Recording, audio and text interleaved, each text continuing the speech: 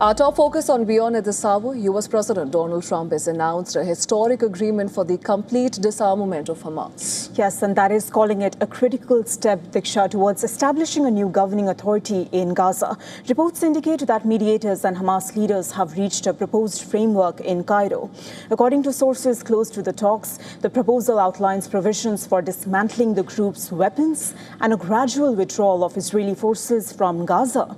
However, Israel has not yet officially endorsed the deal. Well, diplomatic sources had earlier indicated that while significant progress was made during the talks in Cairo, it remains uncertain whether the agreement will hold, as Israeli officials have expressed strong dissatisfaction with several key terms of the deal.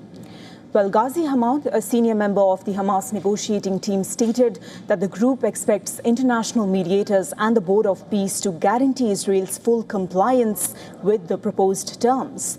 Under this framework, the Palestinian Technocratic Committee, established by the Board of Peace to govern Gaza, would oversee the storage and decommissioning of Hamas's weapons. Announcing the development of Truth Social, President Trump stated that disarmament would take place across carefully structured phases. He added that following the disarmament process, Israeli officials, they would withdraw, clearing the way for an international stabilization force to work alongside a new Palestinian police force to ensure Gaza's security. Now, he also thanked mediators from Egypt, Qatar and Turkey. The issue of Hamas's disarmament has remained the primary sticking point in advancing the broader ceasefire deal that has been in place between Israel and Hamas in Gaza since October.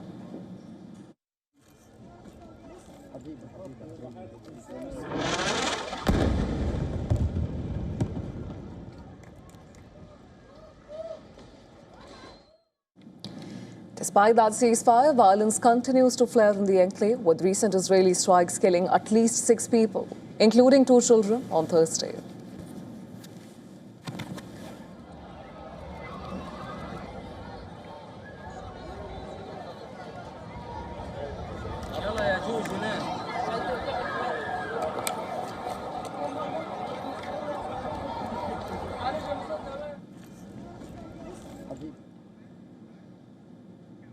We're now being joined live by Peter Kuznick from Washington, D.C. He's Professor of History and Director of the Nuclear Studies Institute at American University. Welcome to the broadcast, Professor Peter.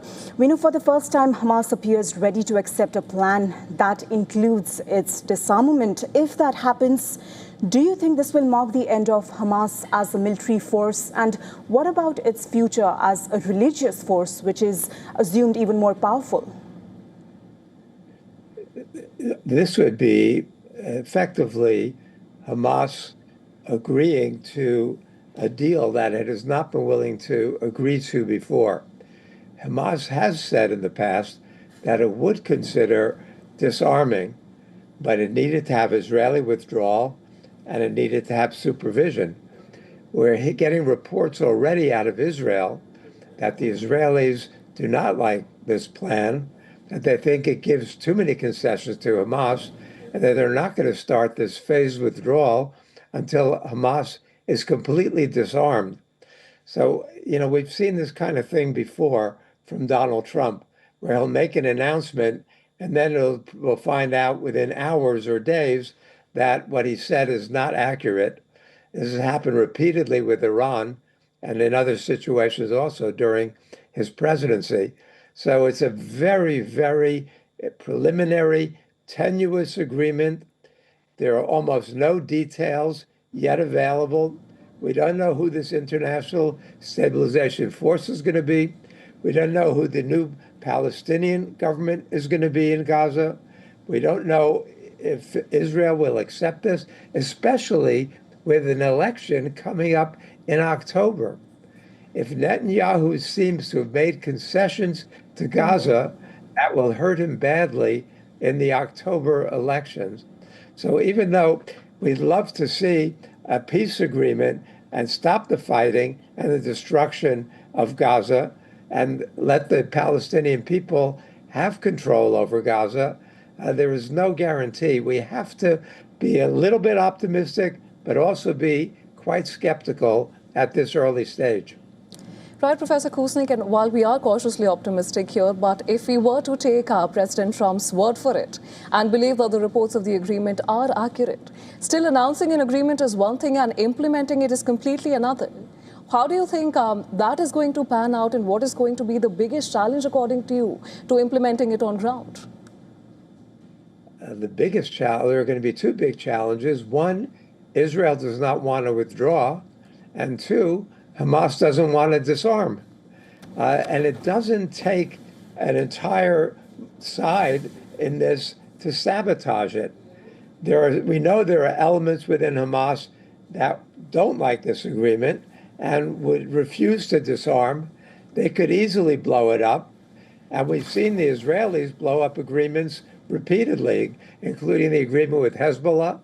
So the chances of this working are slim. However, Trump desperately needed a distraction from the war in Iran. He hasn't had any positive news out of Iran, and he seems to be cornered and desperate there. And so he's making an announcement here that will get a lot of headlines, distract from Iran temporarily until this falls apart. Now, possibly that's wrong.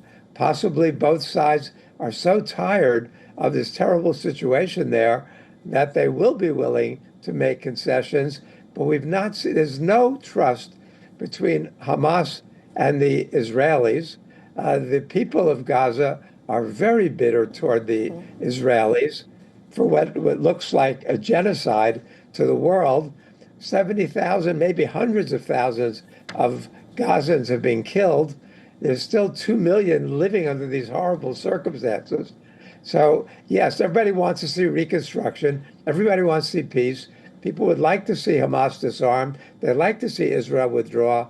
But wanting that to happen and actually making it happen are two very, very different things. Agreed, Professor. Making something happen and talking about it are two different things, as you rightly mentioned.